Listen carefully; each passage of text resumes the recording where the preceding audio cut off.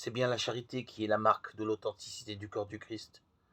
Le geste solennel de la scène où le Christ ceint du linge des serviteurs lave les pieds de ses disciples et souligne lui-même la gravité de la leçon qu'il leur donne.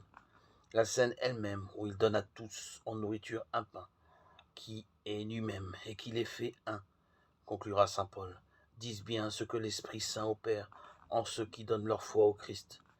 Il faut donc s'arrêter à ce trait aussi bien qu'au précédent. Cette charité est l'œuvre de l'Esprit Saint.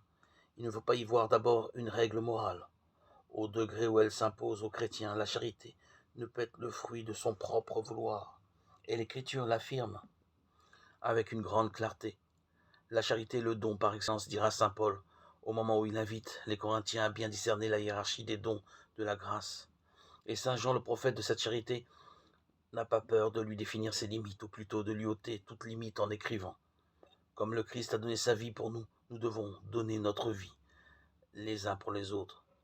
C'est cela et rien de moins qui est inclus dans la vocation chrétienne, et nul n'entrera dans le royaume qui n'y est radicalement consenti, car la charité est répandue en nous par l'Esprit Saint qui nous est donné.